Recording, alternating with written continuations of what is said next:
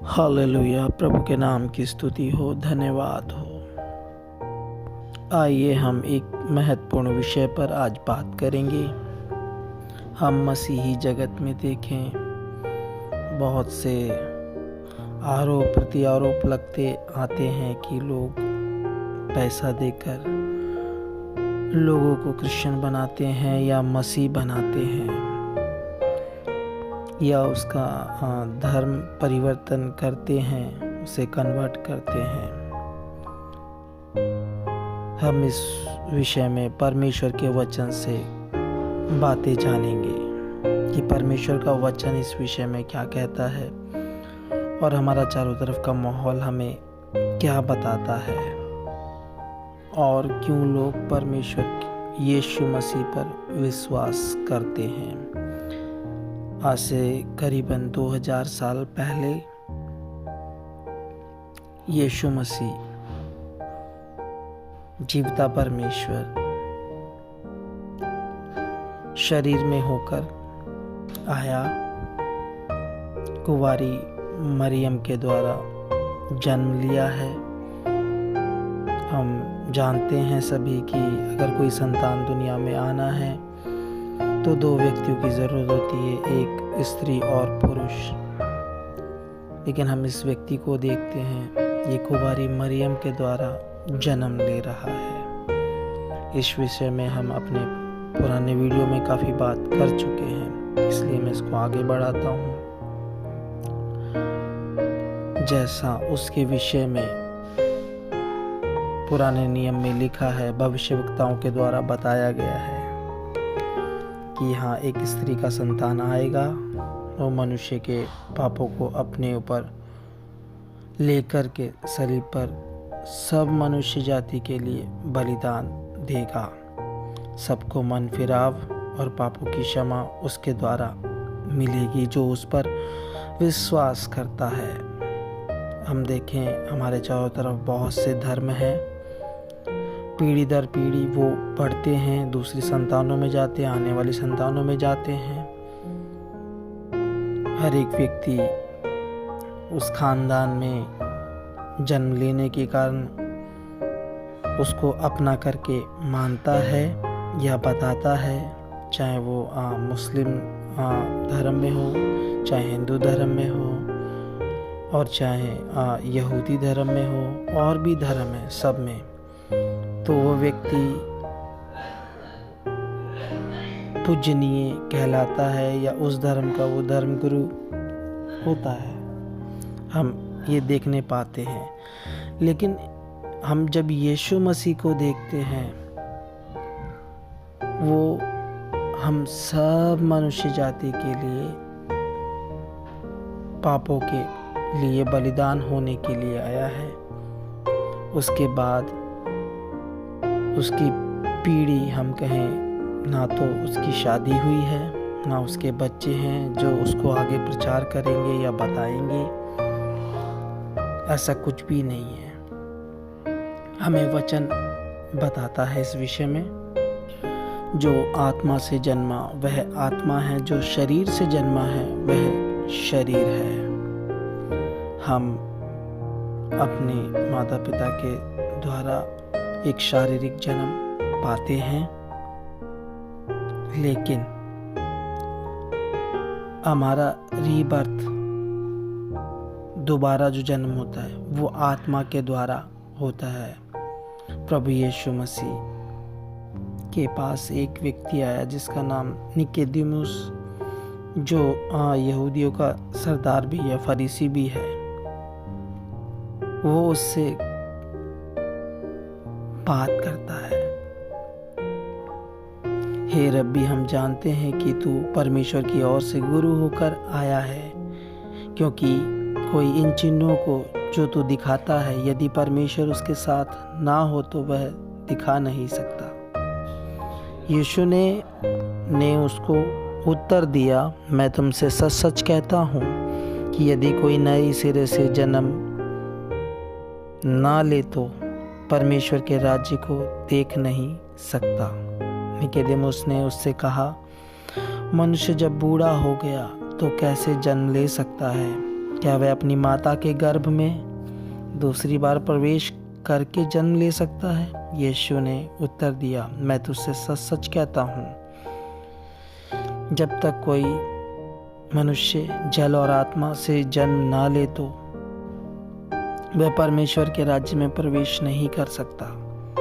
क्योंकि जो शरीर से जन्मा है वह शरीर है, और जो आत्मा से जन्मा है वह आत्मा है। अचंभा ना कर कि मैंने तुझसे कहा तुझे नए सिरे से जन्म लेना अवश्य है। हवा जिधर चाहती है उधर चलती है, और तू उसका शब्द सुनता है, परंतु नहीं जानता कि वह कहाँ से आती है और किधर को जाती है। जो कोई आत्मा से जन्मा है वह ऐसा ही है। अभी जो यहाँ हमने आयतें पढ़ी उसके द्वारा हमें पता चलता है कि एक व्यक्ति को आत्मा के द्वारा जन्म लेना बहुत ज़रूरी है अगर उसने यीशु मसीह पर विश्वास किया है। उसे मन फिराव में आना है, पापों की क्षमा पाना है और आत्मा के द्वारा जन्म पाना अवश्य है। पढ़ भी सकते हैं, कोई नए सिरे से जन्म ना ले तो वे परमेश्वर के राज्य में प्रवेश नहीं कर सकता। फिर आगे लिखा है, जब तक कोई मनुष्य जल और आत्मा से जन्म ना ले तो वह परमेश्वर के राज्य में प्रवेश नहीं कर सकता। हम संसार में देखें और मसीह जगत में देखें, लोग यीशु मसीह पर विश्वास करने के द्वारा धर्मी ठहरते हैं, मन फिराव में आते हैं, पापों की क्षमा पाते, नए सिरे से जन्म पाते हैं। एक व्यक्ति जो शरीर में होकर जन्म ले रहा है, जो मसीही बेशक हो, लेकिन उसका उद्धार नहीं हुआ है, उसे भी एक दिन मन फिराव में आना है। चाहे वो मेरा बच्चा ही क्यों ना हो, मैं बेशक बिलीवर हूँ, विश्वासी हूँ, परमेश्वर पर भरोसा रखता हूँ, मैंने उद्धार पाया है, लेकिन मेरी जो संतानें आएंगी उन्हें भी एक दिन मन फिराव में आना है, उद्धार पाना है, नए सिरे से जन्म पाना है। बहुत ज़रूरी है, क्योंकि हम जिस बुलाहट के लिए बुलाए गए हैं, हम जब वो ही नहीं जानेंगे तो कभी भी हम नए सिरे से जन्म नहीं पाएंगे।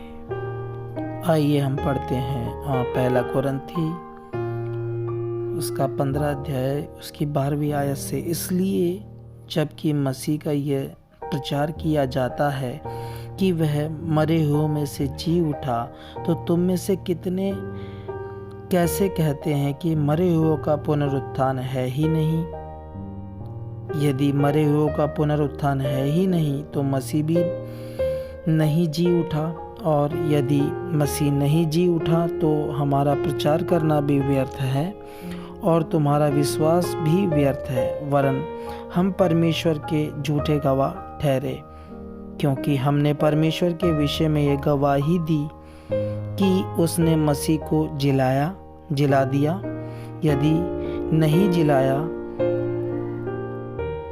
नहीं जिलाया, यदि मरे हुए नहीं जी उठते और यदि मुर्दे नहीं जी उठते तो मसीह भी नहीं जी उठा, और यदि मसीह नहीं जी उठा तो तुम्हारा विश्वास व्यर्थ है और तुम अब तक अपने पापों में फंसे हो। वरन जो मसीह में सो गए वे भी नष्ट हुए।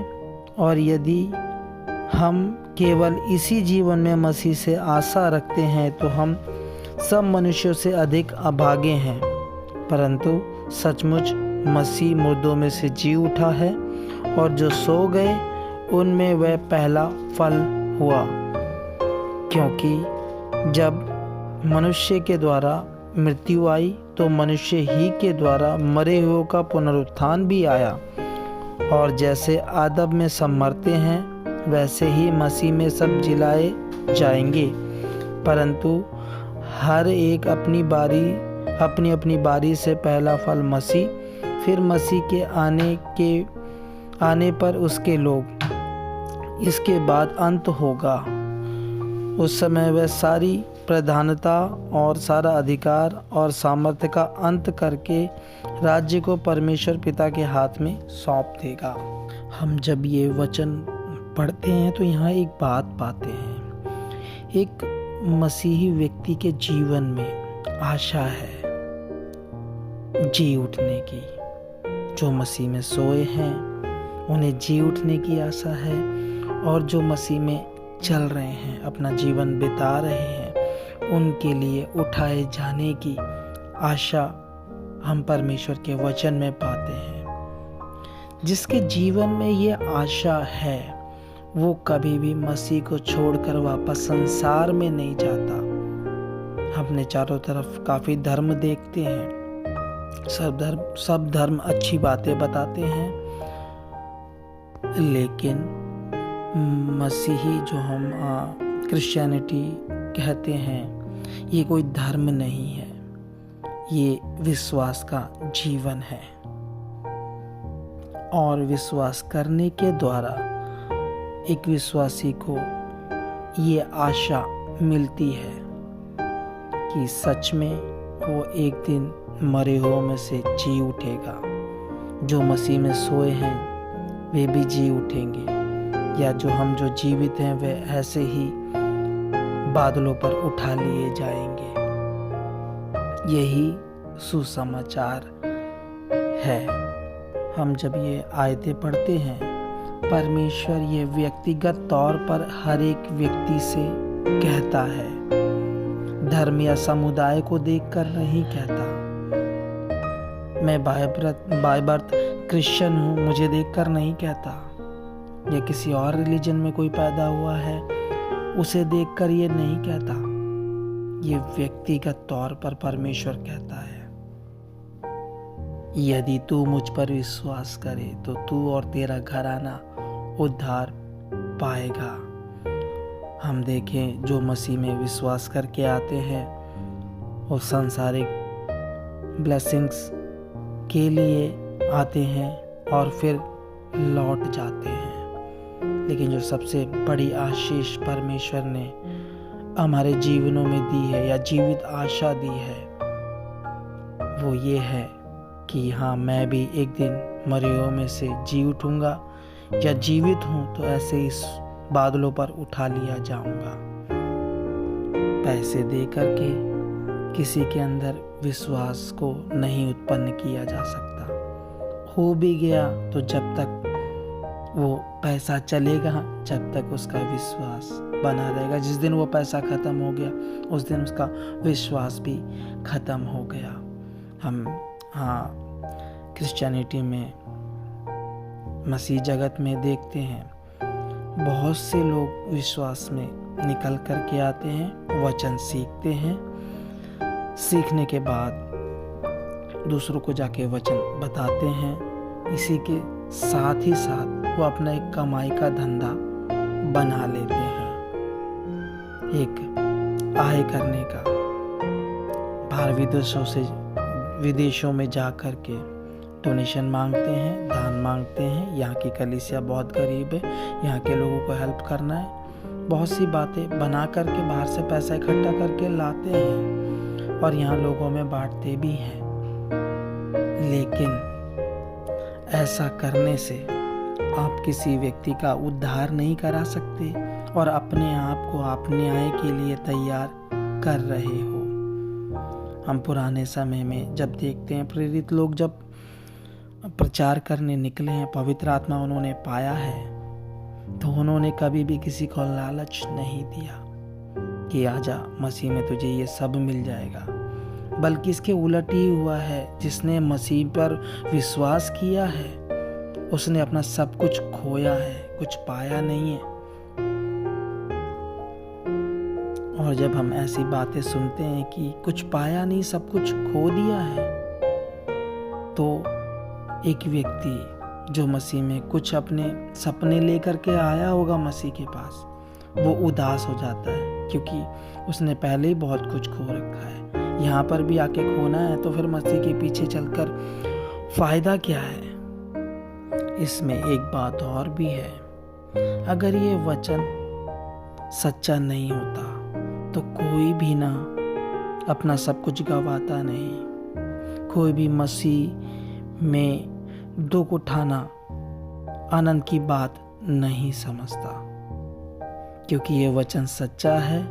इसलिए लोग आज भी दुनिया भर में दूसरों तक सुसमाचार पहुंचाने के कारण, गवाह होने के कारण दुख उठाते हैं, तकलीफ उठाते हैं, कष्ट उठाते हैं, अपनों को मारा जाता है, खुद भी पिटाई खाते हैं। हम वचन में ही देखते हैं। पौलुस के विषय में देख लेते हैं।